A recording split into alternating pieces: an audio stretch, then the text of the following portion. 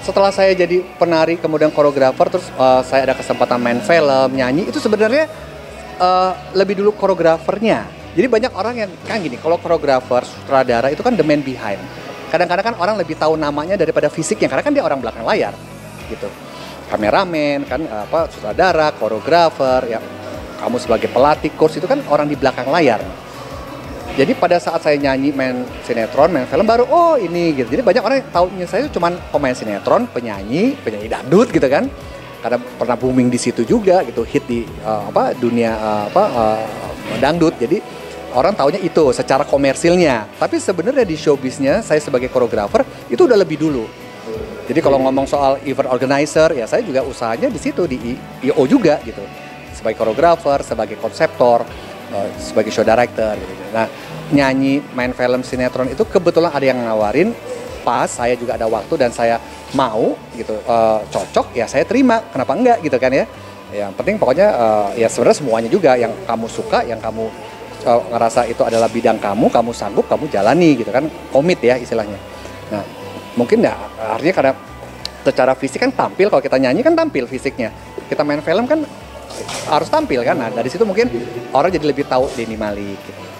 Jadi sebelumnya itu saya sebenarnya udah di koreografi dulu, di dunia koreografi. Itu sekitar 4-5 tahun, setelah itu baru ada kesempatan nyanyi, muncul di TV, main sinetron gitu kan, main film. Nah, mungkin lebih dikenal lagi. I love directing. Saya suka menghayal. Nanti kok saya bikin kayak ini aja, kayak kamu mau bikin film gitu kan, nanti saya bikin ceritanya kayak gini. Kalau saya jadi sutradara, saya bikin buat alur ceritanya, pertunjukannya seperti ini. Ya itu, jadi saya bikin garapan gitu kan, bikin suatu pertunjukan gitu, musikal gitu, seperti apa. Itu kan karena memang kita suka di situ, di dunia tari, suka musik gitu kan, suka nyanyi. Kan jadi feelingnya kan kuat gitu. Wah, keren nih kalau gue bikin temanya begini gitu. Dari situ. Jadi sebenarnya karena aku suka mendirect. Aku suka mengarahkan, ngajarin orang tuh seneng. Ngajarin apa? Ngajarin orang jalan. Ini lo kalau mau jadi model di catwalk kayak gini, ngajarin orang pose gitu kan, ngedirect. Ya pengarah gaya lah istilahnya gitu kan. Sama aja kan gitu, pengarah gaya, penata tari gitu. Jadi memang sebenarnya saya lebih suka jadi the man behind. Lebih senang mendirect gitu loh. Lo cakepnya gini, lo kerennya begini, pakaiannya ini, ntar gaya lo gini-gini. Konsepnya nanti layoutnya bagaimana, desainnya ini gimana, grafisnya kayak gitu-gitu.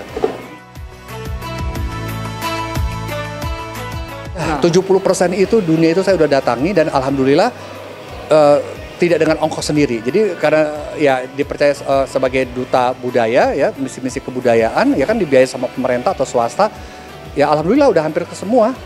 Eropa, hampir semua Eropa Timur, Amerika, semua Amerika Latin, ya belum nggak semuanya sih Amerika Latin, tapi pernah ke Meksiko, Asia hampir semua, Eropa udah berapa kali, Jepang aja udah mungkin 10 kali. Gitu. Jadi itu lebih yang ke koreografi. Iya, untuk misi-misi kebudayaan. Kan kita kalau misi kebudayaan kan misalnya ada tari, ada musik gitu kan. Kita kan harus bikin satu konsep kan. Satu istilahnya rundown-nya kan harus dibikin. Kemudian konsep tariannya, musiknya, alurnya itu kan harus ada directornya kan. Harus ada ya koreografernya lah, entah koreografernya atau konseptornya atau show directornya gitu. Kan harus dirangkum. Nah, atau kita harus buat. Jadi tarian pembukaan kayak Asian Games. Itu kan saya harus ngarang, saya harus bikin apa nih, temanya saman, tapi samannya yang kita modifikasi, Ratu Jarohnya kita modifikasi, kita explore, musik-musiknya juga kita buat yang baru, kita explore gitu, walaupun tetap dengan pakemnya, dengan tradisinya nggak hilang, tapi kita bikin yang ya itu sesuai dengan konsep milenial gitu kan, karena ya kalau kamu lihat Asian Games kan nggak cuma tarian, di situ ada proyektor, ada desain grafis, ada mapping di situ, ada lighting yang semua berkesinambungan dan harus satu konsep itu. Banyak banget di Amerika tuh keliling waktu itu, terus di Eropa berapa kali waktu itu sempat masih Berlin, masih Berlin Timur ya, belum bersatu, itu udah kesana kita. Terus saya ikut festival di Rusia di Krasnoyarsk gitu, jadi festival musik di sana, sambutannya juga bagus, apalagi untuk Eropa Timur itu kan hubungannya dulu karena Soekarno ya, Indonesia kan dulu sangat bagus hubungan dengan Ceko, Yugo, dengan negara Eropa Timur. Jadi kalau kita kayak Rusia tuh kayaknya sebut Indonesia tuh wow gitu ya. Kayak kita ke Jepang karena kita tahu orang Jepang sangat cinta Indonesia gitu ya. Kalau Eropa Belanda lah gitu kan, karena pernah jajah kita. Jadi kalau apa namanya negara-negara yang sangat familiar dengan Indonesia tuh pasti sambutannya bagus sekali. Dan kita boleh dibilang setiap negara yang kita kunjungi itu alhamdulillah sukses karena tarian kita itu kan sangat variasi, sangat dinamis, energik gitu ya. Secara kostumnya juga kita kan nggak ada makanya kebudayaan sekaya Indonesia dari tari musik.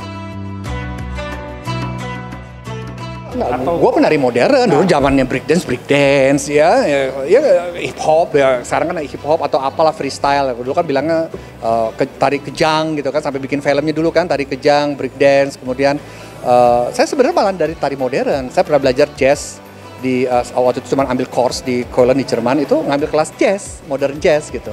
Jadi memang senangnya modern sebenarnya. Disco, zaman kita kan disco, anak disco. Ya pokoknya gitulah. Dari nari modern, tapi karena kita karena di Sawarmarika itu kita harus belajar juga tradisi. Jadi kita coba mengkolaborasi. Ya kayak musik etnik sama musik orkestra kan gitu. Ya, seperti dibikin sama Erwin, sama Mas Guru kan gitu kan. Lagu-lagunya Chrisye kan gitu kan, ada campuran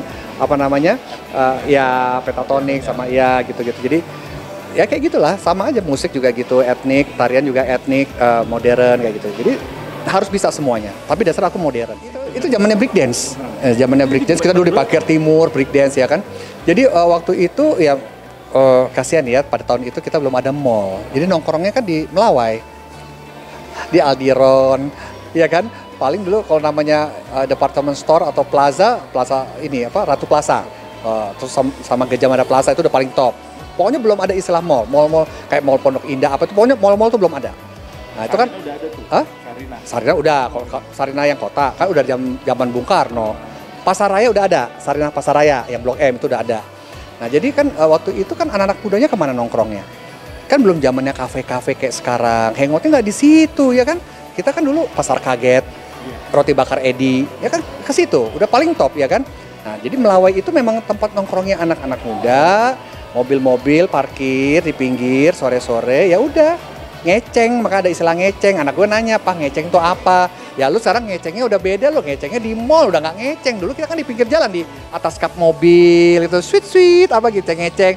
Zamannya ini speaker, keras-kerasan speaker, bung gitu kan, buka kaca jendela itu supaya ya keras-kerasan sound system aja gitu. Tadi artis kalau kita punya masterpiece ya, punya entah film yang meledak ya, booming, kemudian lagu yang booming gitu, itu kan pasti ya ada orang yang minta kita untuk tampil ya karena lagunya hit.